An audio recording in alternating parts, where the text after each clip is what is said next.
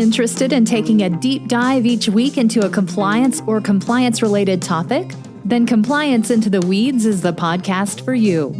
Join Matt Kelly, the coolest guy in compliance, and Tom Fox, the voice of compliance, as they go into the weeds to flesh out a story which you can use to better inform your compliance program. Both you and your compliance program will be the better for listening to this podcast. Compliance Into the Weeds is a production of the Compliance Podcast Network. In this episode, Matt Kelly and I take a deep dive into the recently reported compliance spending by Wells Fargo. And this is the first podcast where I've ever asked, please sit down and do not operate heavy equipment when listening to it. Hello, everyone. This is Tom Fox, the voice of compliance, back again with Matt Kelly, the coolest guy in compliance, for another episode. As always, we take a deep dive into some compliance or compliance-related topic, and we take a deep dive into a staggering series of numbers that Matt but his best advice was sit down before you read this blog post. So, Matt, with that, why don't you tell us about what you found when you looked at Wells Fargo? Yeah, Tom. So I found a lot of spending on compliance, a lot. And this came to my attention when Wells Fargo last week reported its numbers for second quarter 2020. And that report was terrible. Revenue was down 2/3 from the year ago second quarter in 2019. The bank had swung to a net loss of $2.4 billion in Q2, so that's all gross, just a mess. And then the new CEO, Charlie Scharf, on an earnings call, offhandedly said he was complaining about the costs for outside compliance consultants, which were, quote, beyond anything I've ever seen, close quote. So the bank had actually reported this number as professional services and non-interest expense. That's a line item in Wells Fargo's 10Ks and 10Qs. And in second quarter, it was $758 million, leading me to start to wonder, well, how much has Wells Fargo been spending on outside compliance consultants over time? And since they disclosed this number, I went and I totaled it up quarter by quarter from the start of 2017, just for a nice clean break, because it was the summer of 2016 when its fake account opening scandal first burst into the news, and we realized just how much of a train wreck Wells Fargo was. So starting from January 1st, 2017 through second quarter of 2020, how much have they spent on all of these costs? This is the part where, listeners, if you are driving a car or you're on a treadmill or operating machinery, for real, you might want to pull over. Wells Fargo has spent $11.8 billion on outside consultants alone in the last 3.5 years. It is an astonishing number. And Tom, I know over the years, you and I have talked occasionally about Walmart and its FCPA costs, because Walmart was one of the few companies that also was disclosing its compliance-related costs to an investigation publicly. And over the course of, I think, 8 years, Walmart spent a bit more than $1 billion on its FCPA program improvements. So over more than twice as long, when Walmart had 5 times the revenue, it spent less than a tenth of what Wells Fargo has spent just on outside consultants. It is just like it is a number beyond the pale. Wells Fargo has spent more than Walmart ever did. Wells Fargo spent more than that in some quarters. And then I went on from adding in fines and penalties and internal costs, and we can get to what the total number is.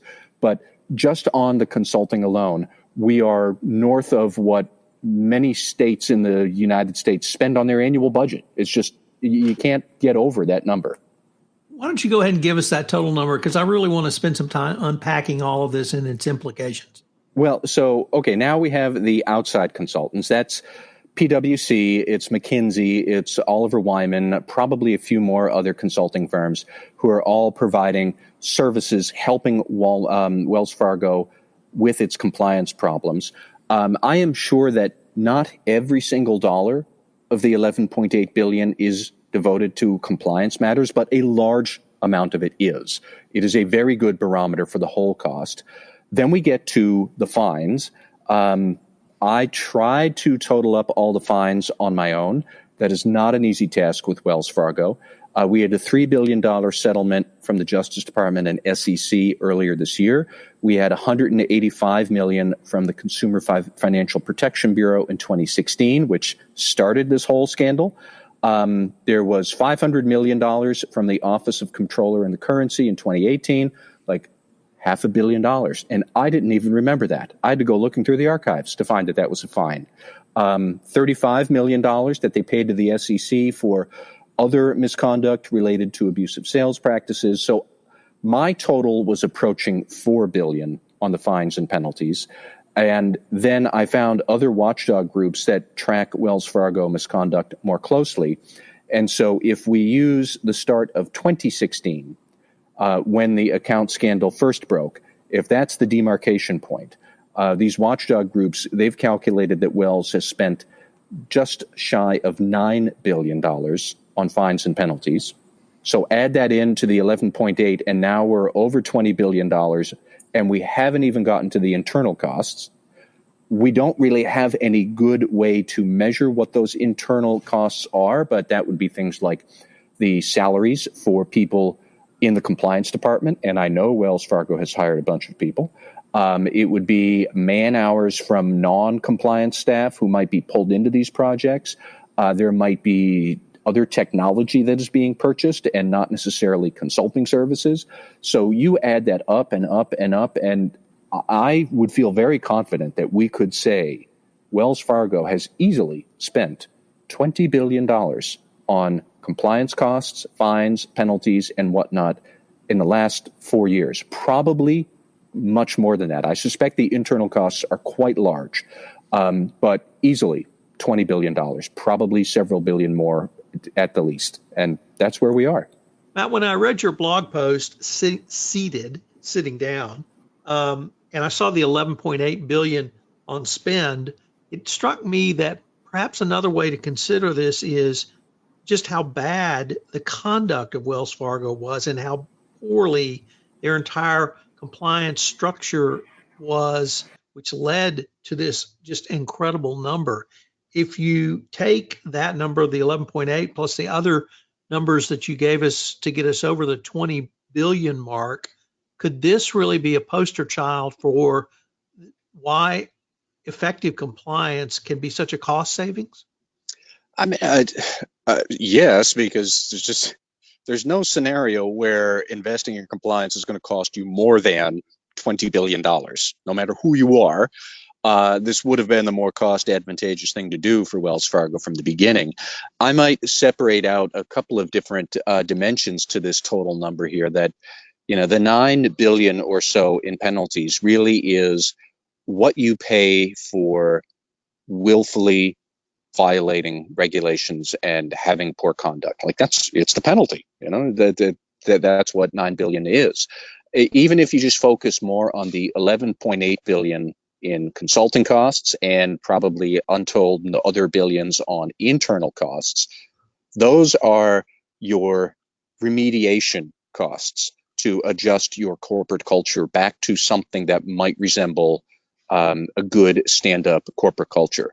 And back a couple of months ago, when the $3 billion penalty was announced from the Justice Department and SEC, I remember I took a really deep dive into where that came from, and the misconduct that Wells had and finally disclosed in the mid-2010s, really, it traced back to some fundamental flaws in their incentive programs and their strategic objectives that were set in 2000, in the late 90s. For 20 years, really, they had been letting these things fester. And if they had taken more time and invested more effort into adjusting the corporate culture, setting the strategic priorities in favor of good conduct, if they had done that back, in the early 2000s, I don't know where they would be today, but I can tell you they would not be here. They'd be nowhere near here. I mean, here is just an unbelievable place. $20 billion that you're spending to rectify problems that had just taken root in the foundation of the culture and rotted everything away from 1998 up until 2016. I mean, that's what happened. And yeah, you could just go on about it all day, I suppose. It's just astonishing. Matt, the 8.98 billion, I could not tell from your blog post if that also contained the amount of money that Wells Fargo lost because of the growth cap put on it by the Fed. Do you recall if that 8.98 figure included that dynamic as well? I believe it did not. This was a watchdog group that just tracks what are large organizations paying out to the government for regulatory fines. That's it. You are correct to say that one penalty in a roundabout way that Wells is paying is when the Fed put a cap on its total assets at $2 trillion, which I believe is still in place.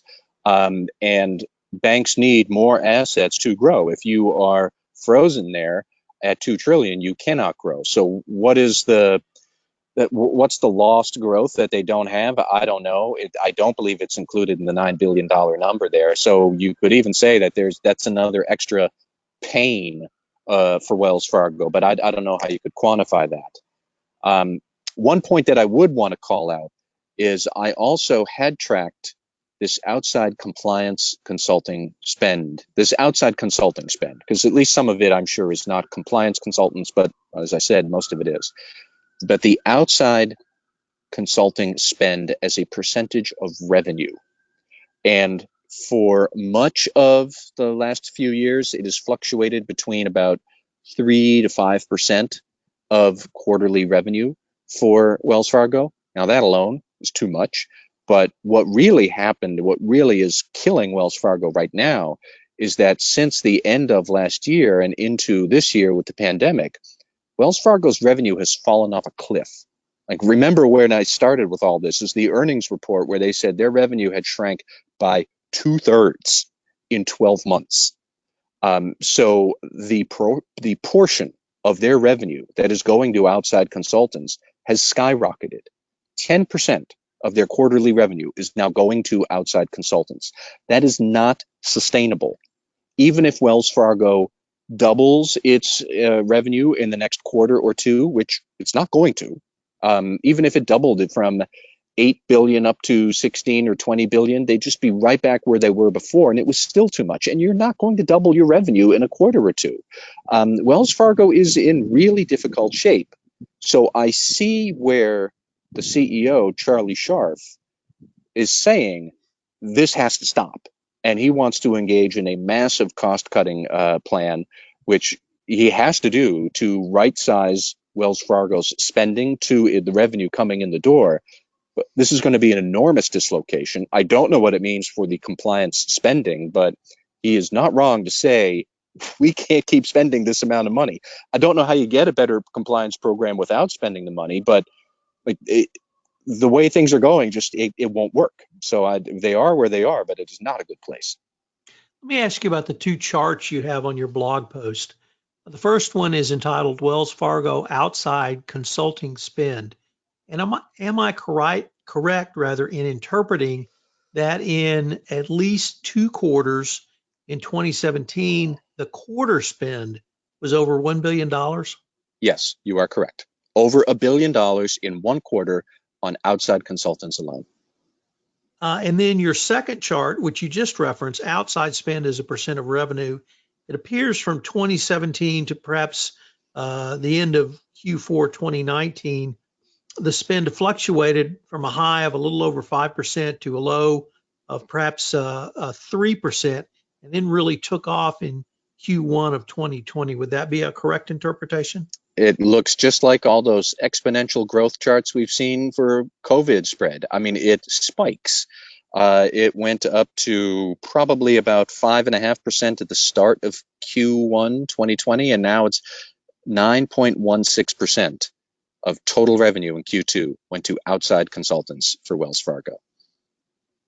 So if we could maybe now turn to how on earth could a company really spend this much money? And once again, if we use Walmart as an example, from the New York Times article, which broke the story, and the information I think that came out in the Walmart FCPA case in 2005 and '06, and the incidents in Mexico took place, Walmart had a compliance program.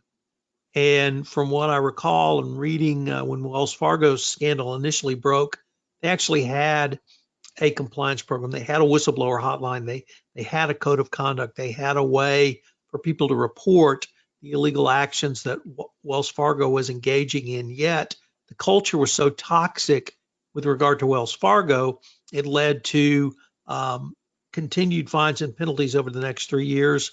And a company that, frankly, I'm certainly not going to bank with, and it looks like many Americans feel the same way, as opposed to Walmart, who has been very open about the compliance program changes they've made literally across the world.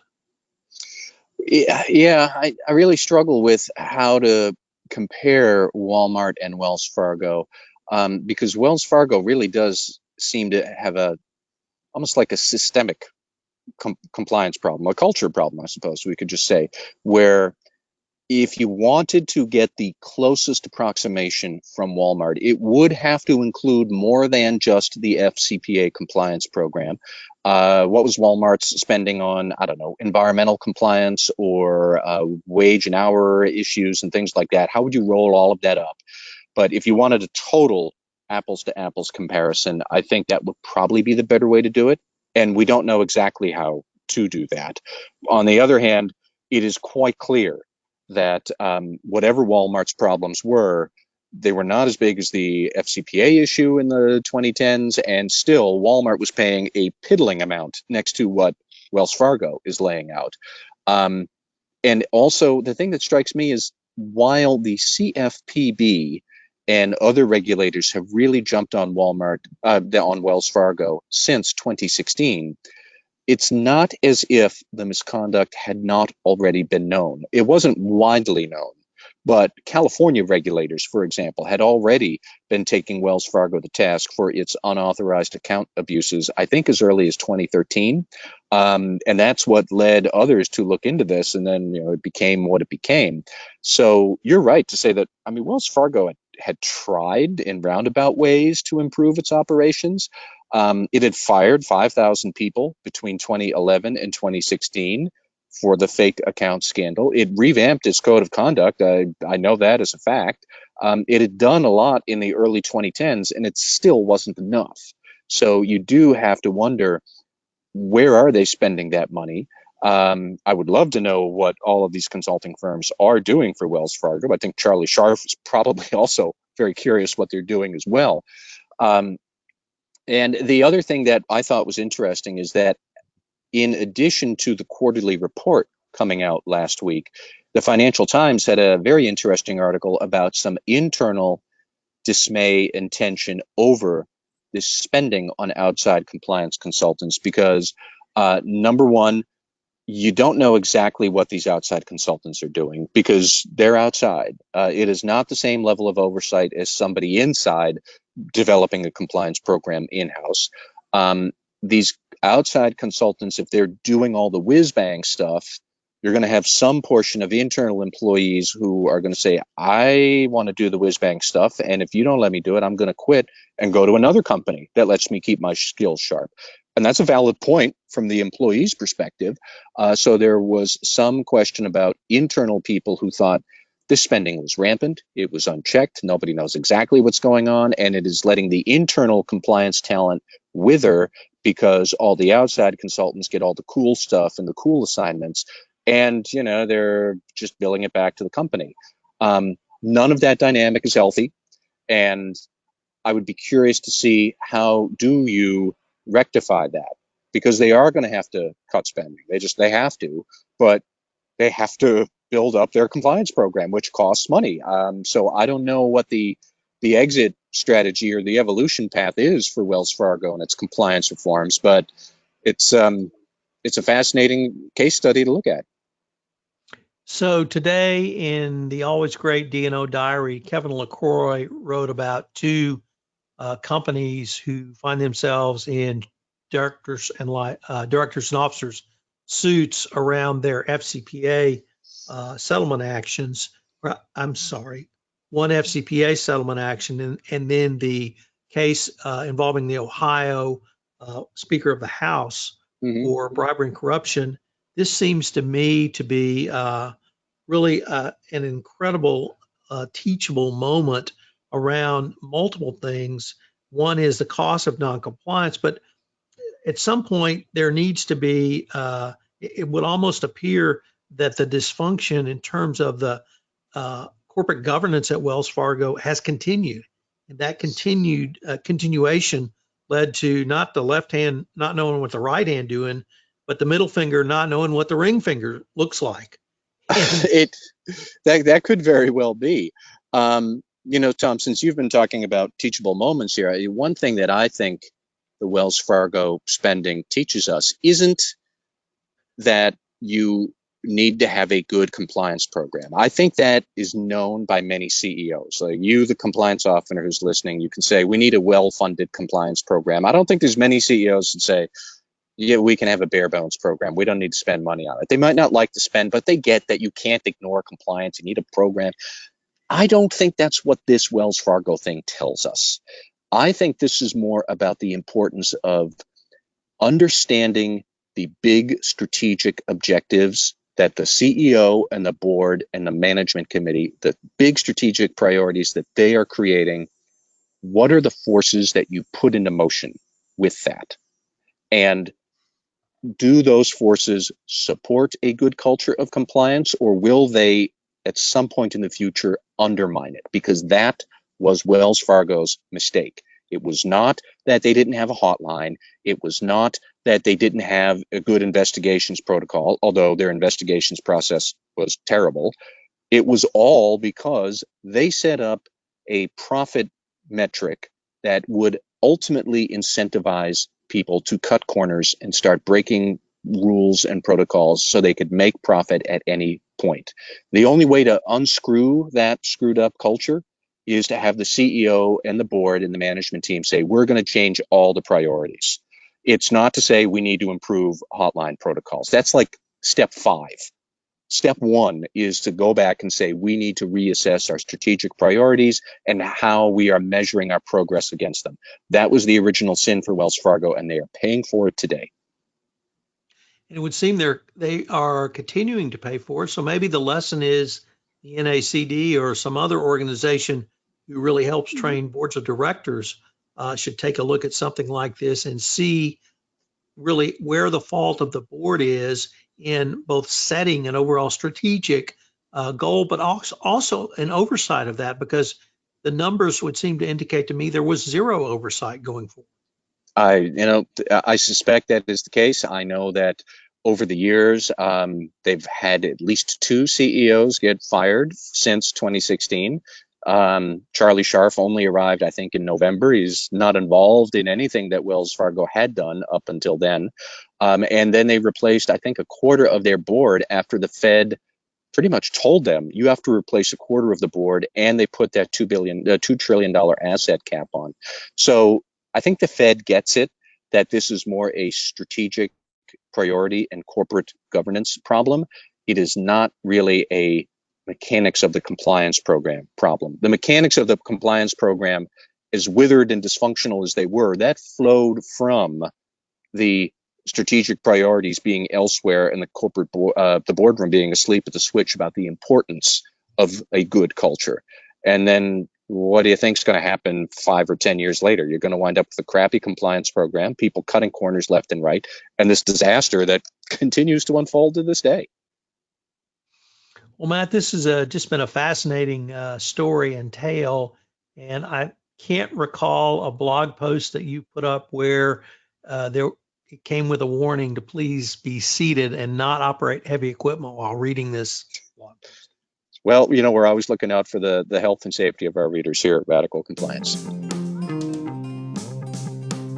This is Tom Fox. Thank you for listening to this episode of Compliance Into the Weeds.